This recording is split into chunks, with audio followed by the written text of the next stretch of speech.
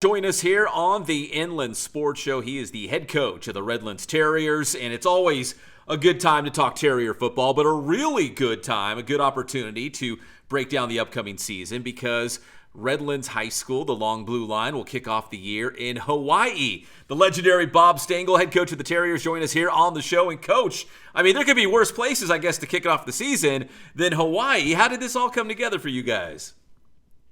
Well, when I was with Coach Walker and his staff, he took two teams to Orlando in 2006 and 2011.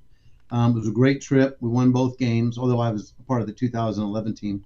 And I thought, when I took over in 22, we had a bunch of young guys, and I thought they were going to be pretty good, and they were sure to the point where we could do something exciting and something different. And I thought it would be a great experience, so I contacted KSA Events, who helped us along the way going to Orlando back in 2011.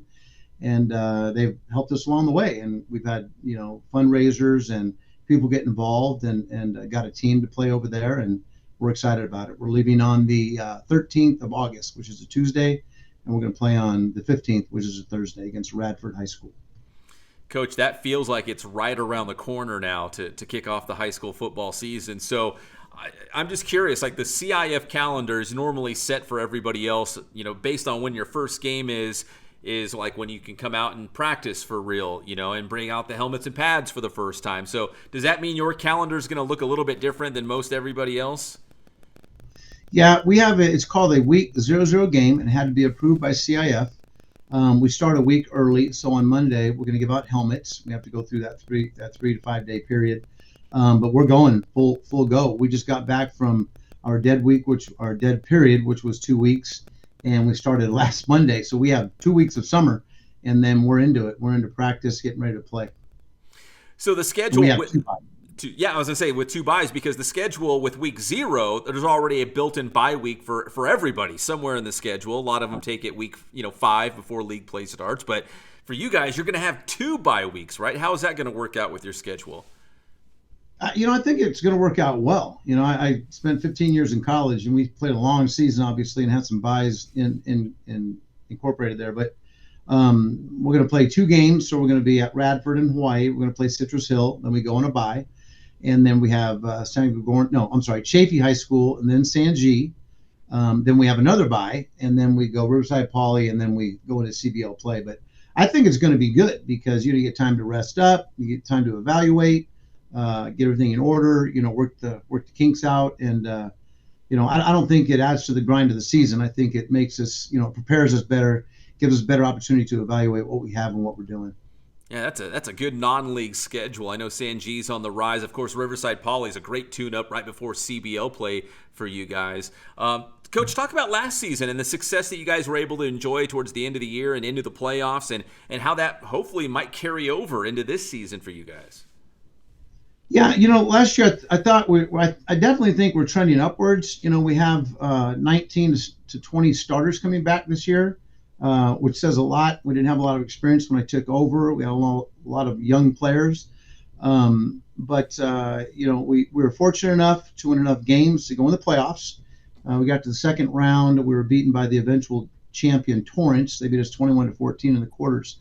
So I think, going to the playoffs is not just going to the playoffs, but experiencing the playoffs and the extended season and what it takes to get there. Like I was telling you earlier, it's funny because I feel like we're Vanderbilt playing in the SEC. We got CV, Beaumont, and Cajon, and obviously Ukaipa. They're like Georgia, Alabama, and LSU, and we're just trying to hold on and build the program and compete with those guys. But the CBL, from top to bottom, is obviously one of the toughest leagues in both counties, and with the best coaches. Our coaches are second to none in the CBL. So we're looking to build on our success from last year. I think we have a lot of confidence going in. We're a lot bigger, a lot stronger. We have the right combination of players and coaches, and I think we're gonna be more competitive and have a better year than last year. Last year we were 6-6, and like I said, got beat by Torrance in the quarters. Coach, you mentioned, having, returning players and obviously guys that have been in your program for several seasons now. I'm thinking, like Teddy McGee, he's, a great running back. I mean, does it help now that you've kind of been there for a couple seasons and you've had guys maybe come up through JV or whatnot. You've had them in the program for a little bit, so they know what the expectation is. They know what what you're wanting out of them. Yeah, it's weird because it's almost like clockwork. We still have the enthusiasm, we still have the tempo, and we still have everything going. Like I said, I think we had 40 in the program. Now we're up to 95. We have over 40 freshmen coming in. But definitely when you have returners, that have been in the system 2 or 3 years, is definitely an advantage. Everybody that comes by says, "Wow, you guys are so much bigger and look stronger and faster." I say that's maturity, because when you take a 15-year-old, now he's 17 or 18, there's a big difference. And I think that the one thing that we've tried to do along the way was, implement the infrastructure back into the program and get some of the consistency back, get us in the weight room, and it's definitely paid dividends. And Coach Haw, who is our offensive line coach and strength and conditioning coach, has done an incredible job, as well as the other coaches. And the players have, obviously bought in. The player, very rarely do we miss a lot of players, and they're here and they grind it out. Our slogan this year is "Never Stop," because when everybody else takes months at a time off, we're always grinding away. And the only reason why we're off is because we had to take that mandatory 2-week dead period. So yes, it is definitely an advantage to have 56 players from last year back. Yes. Yeah, you were saying too off the air that the numbers overall at RHS are up, right? Yeah, like I said, I think we had 45. Now we're close to 95, and we have over 40 freshmen coming in, where they're here, and that definitely adds depth. We have an opportunity to go both way, or two platoon, service each other, get players to develop. When you don't have very many players, you have to play a lot of young players, and they're thrown into the fire early instead of going through the freshman, the JV, and the varsity process, which we all got to do, which helped us tremendously. But they didn't. But now with, bigger numbers and more people in the program, obviously they have time to develop. They're just not thrown under the lights on Friday night, especially in our league, So it's really helped, big numbers. Having larger numbers is definitely a plus. All right, Coach, let's go back to Hawaii. Are the kids getting fired up about it? Are they starting to talk about it? I know it's a business trip, but you got to mix in a little fun, right? Yeah. Well, we went through KSA events, and for anybody out there who's looking to do this, Ashley Hoffman is the person to talk to. She is our contact. She has been wonderful for KSA and KSA events, and they've done everything for us. But we have an itinerary, so we're going to fly in, and then they have it all set up for us.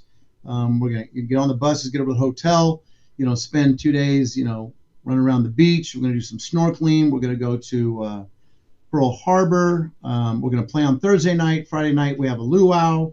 We're going to eat at the Hard Rock Cafe. We're going to go to Oahu, and we're going to be down in Honolulu in Waikiki Beach at the Hawaiian Hilton. And so they got it all set up for us. They got the facilities set up. We got practice meeting rooms. We're going to eat. It's almost like, you take a college trip and you travel. You stay in a hotel and you get up, you eat, and do all those things. But the kids are going to have a great time. They're really excited about it. The parents have been absolutely amazing with their support. And but like I told them, we got to have fun because the experience is number one. But it's a business trip. We've got to win the game. It's imperative that we come away with a win. So they all understand that. While we enjoy the surroundings and the experiences, that winning the game is why we're going. But like I said, I think because we have so many kids back and they're so much more older and more mature, that they're ready for this type of thing. And not a lot of kids go on and play college, especially at a college where you can travel. So this would be a lifetime experience for them. So I'm excited for them, and they're excited. They're pretty excited. Has any of the players told you, "Oh my gosh, Coach, this will be my first time, on a plane," or "This is my first time is going to be out of state," or anything like that? Yeah, it's funny you bring that up because a lot of kids do, and they're kind of nervous, and a lot of kids have. This is serious now. This is true. A lot of kids haven't been away from home, haven't been away from their mom, and that's a good thing. Our moms are great in our program, and our dads also obviously, but yeah, it's going to be a lot of firsts for our players in terms of getting on the plane and going somewhere. And a lot of kids tell me, "Coach, at 10:01, I'm out of my room. I'm going to be down on the beach. I'm going to surf at night and I said, fine, just make it for the game and we'll be okay. But no, we have a curfew. But we have such great kids at Redlands High School. It's absolutely amazing. It's an absolute pleasure to coach here and be able to take this group of young men to a place like Hawaii and play a game is it's unbelievable because our kids are wonderful. They really are. I'm very, very lucky. We are all very lucky to have our student athletes at Redlands High School. All right, Coach, finally, because I know you got to get out to practice, but I'm just curious. I mean, what do you know about Radford? Have you had a chance to do any homework on them? And, were they pretty good last year? What kind of offense they run? Anything like that? Well, it's funny. I was just in Oahu, 3 weeks ago, and we went over to St. Louis and we watched St. Louis practice. We went by Radford, and we've seen them on film. And Radford is where the kids go from the military base. Oh. The I guess the Navy and Marines are, the people who are stationed on Oahu at Pearl Harbor, their kids go to Radford. Okay. And they've got a lot of good players. They really do.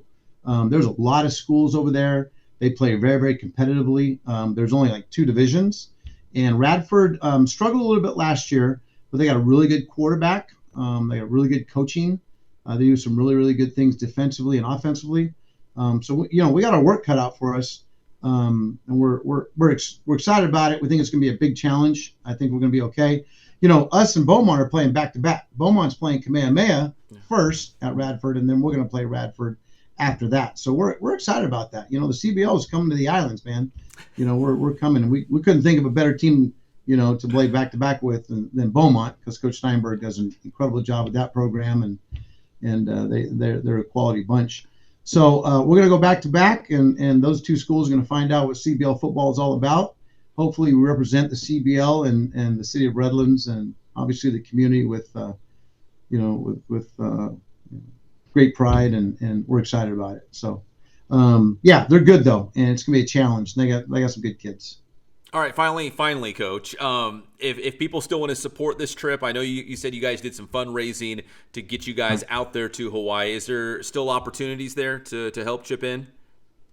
Yeah, whatever, the kids who are going to Hawaii have gone through their fundraisers, but they would just need to contact me or our PTF treasurer, Parents for Terrier Football. It's our booster group. And we've had businesses, we do sponsorships like with banners, and they re-up in the banners, and then we put the money in and put it towards Hawaii and that kind of thing. But every dime helps, obviously. We're right at the end there. We've kind of paid up for everything, and we're all ready to go because I think we're like 22 days out or something like that. So we're pretty excited about it. But yeah, anytime anybody wants to contribute, we're more than willing. That's for sure, no doubt. We're welcome. So. But yeah, we're really excited about it. We're really excited about the season. I think we're going to be okay. Well, Coach Stangel, listen, always appreciate the time. Very exciting that you guys get to open up with a very cool road trip to Hawaii. And I think 2 byes in this season. That's kind of interesting, too. Hopefully that'll play in your favor as the season progresses. So, Coach, thank you so much for joining us here on the Inland Sports Show. I really do appreciate it. Thank you so much. I really appreciate what you do for all the high schools. You guys are awesome, and we can't appreciate you enough. So thank you.